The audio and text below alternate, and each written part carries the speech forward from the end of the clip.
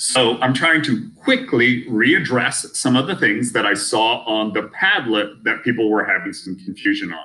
So I have the slide, not the slide, the document with the notes here as well, so that if you're thinking, well, yeah, that's super confusing, I don't get it, do remember that the notes themselves and the videos go through these, but the idea is to hear it and see it again. So I'm going to go through 4 key ideas. Some of the other things that people were talking about, which was some of the Ka, Kb calculations, the titration curves are in either, depending what order you're doing this, the previous or the next videos. So titration curves hits almost all of the concepts, but I do want to highlight a few other things. One was the effect of pH and temperature. So we've got the reaction here that is the auto-ionization of water. Water breaking down into hydronium and hydroxide, and it is right there, that concentration that tells us our pH. So Kw is this expression, but Kw, like all K values, changes at different temperatures. So when it's colder, we have this K value. The K that we're used to is that right there. At 25 degrees Celsius, K is 1 to the negative 14th, and the pH of neutral water is 7. When K goes up, when temp goes up, this goes up. So first, we want to point out on this that at a cold temperature, K is smaller. That means the concentration of the ions is smaller when it's cold. At a high temperature, K is higher. That means at a higher temperature, concentration of ions is higher. So when it's hot, we get more of this. When it's cold, we get less of this. So from a Le Chatelier's principle sense, and I don't have tons of space to write it, but we don't need to memorize this, but this reaction is endothermic. Heat comes in to do this. So we can use these different values of K for our justification there. It shifts more to the right when it's hot. It shifts more to the left when it's cold. Over here, I'm going to jump sides here. Sorry, right there is the X. Since this is a 1-to-1 ratio, we've got an X squared situation when we just have pure water. This is the square root of each of these. Right there, and I'm going to change colors so that we have it. That at 25 degrees Celsius is where we have our pH equal to 7. So what we want to do is think about each of these. 3 times 10 to the negative 8 is a smaller amount of hydrogen ion. 7 times 10 to the negative 7th is a larger amount. And what I'm going to do here is kind of transition even into the next thing, which is estimating pHs. This is pretty close to, not exactly, but it's in the ballpark of 1 to the negative 8. This is not exactly equal to, but in the ballpark of 1 times 10 to the negative 6th. So this is 1 to the negative 7th. This is smaller than that, therefore closer to this. This is larger than that, therefore closer to this. When we are estimating pHs, we're not really caring about these first numbers so much, other than what value they take us closer to. Well, 1 to the negative 7th is a pH of 7. This is closer to something to the negative 8. So this is closer to a pH, not equal to, but around 8. And really, it's going to be a pH that's between these two, between 7 and 8, because it's between 1 times 10 to the negative 7th and 1 times 10 to the negative 8th. Here, we aren't all the way up. We aren't 10 times 10 to the negative 7th, which would be the same as this, but we're getting closer to that. So this is where we get to a pH closer, but not equal to 6. So here we would have a pH that would probably be in like the 6.5-ish range, maybe 6.2, something between 6 and 7. This would be a pH, not quite 8 because it's not that small, but something between 7 and 8. So all of these, what's confusing is they are the neutral pH at that temperature. So the neutral pH when it's cold is above 7, not because we have a basic solution, but because both this and this are lower values. And if the pH is just the negative log of that, then the negative log of that is a lower value. Right here, the pH, when we have higher concentrations based upon a higher K, that means I have more of this, but it's still neutral, so I also have more of this. So that's where my pH comes through. On that one, I did do some examples here of estimating the pH and the pOH. So I'm just going to kind of restate what I said and get a little bit more detailed in these.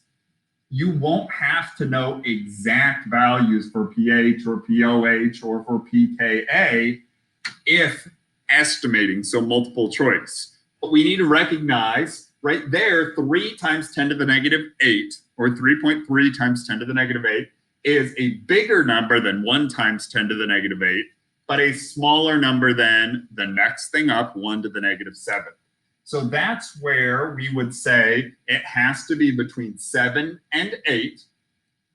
It is closer to 8, so maybe an estimate of 7.7, and it's never a perfect thing. It's a log scale, so it's not going to be dead on. Here we're 1 to the negative 7th. We realize that this number is bigger than that one. It's 0.000001, 0.007. That's 7 times bigger than that. So that's quite a bit bigger. It's closer to this. So that's where our pH has to be less than that and closer to 6 than to 7. So maybe 6.3. Plug each of these into your calculator and you'll see that those don't come out perfectly. But all we really have to be able to do is estimate what 2 whole numbers is this in between and which one is it going to be closer to. I do that here. The wording on this might be a little bit confusing. So this one's definitely valuable to look at the video, but in the titration video, I also mentioned this a bit. Some people ask some questions just about Ka and Kb. So there's Ka, there's Kb. You can't see them because I got in front of those. But one thing I want to point out on those, when we get down here to do the math on this, we almost always have this, and it's right below me there, equation, that K is equal to X squared. Because the nice thing, whether we're talking about weak acids, weak bases, monoprotic, diprotic, any of that, they ionize in a 1-to-1 ratio. So it's X and X, or X squared on the top. On the bottom, we have some molarity. That molarity does go down. There's some rules on this page, but almost always we can ignore that minus X. That's because acids are weak, and they are so weak that the amount of hydrogen and anion that they produce is insignificant sig fig wise compared to the initial molarity. That isn't always true. There's some rules there.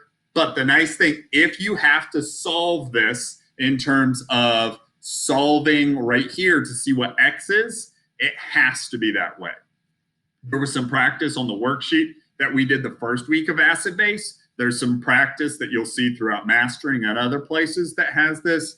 But sometimes if they give you X, if they give you Ka, they could ask you to do that subtraction. What's the equilibrium value? So it's not that it doesn't subtract, but you wouldn't have to solve in a situation where you have to subtract. So I wanted to point that out.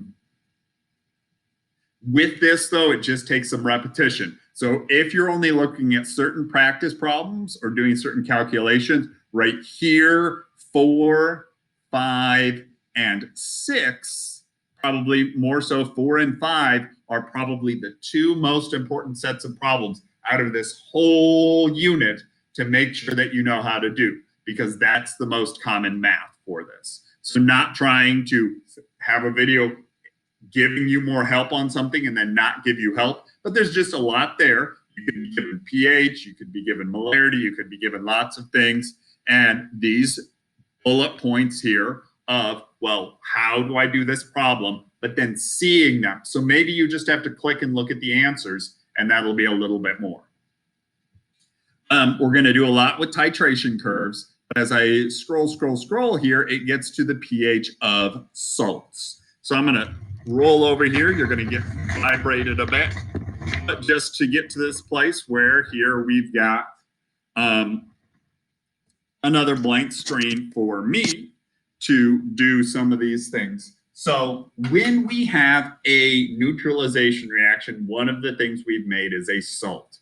The titration video with HF and NaOH does this. So I'm going to go the other way and do it with ammonia. So if I have ammonia, and let's make sure that shows up good for you. Yeah, ammonia plus HCl, that is a weak base reacting with the strong acid. Acid with base, whether strong or weak, is a one-way reaction. This continues. We donate our hydrogen from our acid to our base. We make NH4 plus and Cl minus, and sometimes that's even written as a salt itself, ammonium chloride.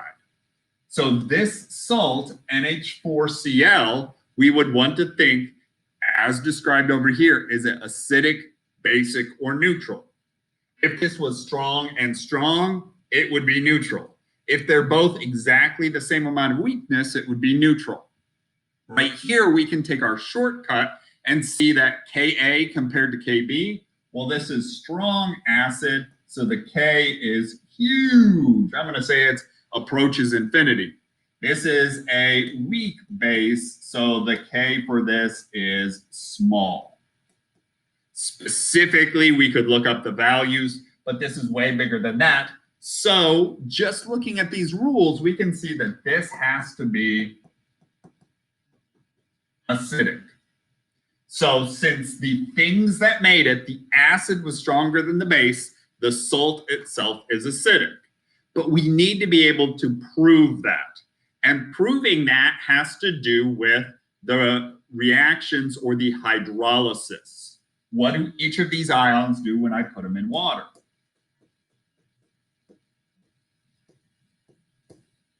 So my two things are, does the conjugate base, so I'm going to label these because I didn't, I kind of talked about it. And the great thing was almost all of you said you get conjugates. So my base turns into a conjugate acid, my acid turns into a conjugate base, and you may be confused because you're like, wait, this does or doesn't happen? Talking through that. So right here, if this is acting as a base, then that means that it has to be able to take a hydrogen from water, turn into HCl, and make the hydroxide ion. But in this reaction, hopefully we recognize, wait, this doesn't form an equilibrium. This is a strong acid. So this is a very, very, very, very, very weak base. This reaction really doesn't happen. This reaction only goes that way, not in an equilibrium. So the strong acid, that conjugate base, is super, super, super, super, super weak. It doesn't get into equilibrium. NH4 plus is the conjugate acid of a weak base. So it's a conjugate here. So this itself is a weak acid, which means it has to be able to give away a hydrogen ion. It then turns into ammonia. It turns back into the weak base from which it came. And most importantly here, this is the proof that this is acidic. When I put ammonium ion into water, it forms a small amount of hydronium. The video of HF with NaOH shows how an acid does it. This reaction shows how an acid does it. But just a few kind of summary things. We'll see this a few times. It'll come back up in buffers. It'll come up in titrations. But it is pretty important. The idea is we look at our ion and think about what base that came from. If it's a alkali metal, an alkaline earth metal, that's my cation. Those came from a strong base.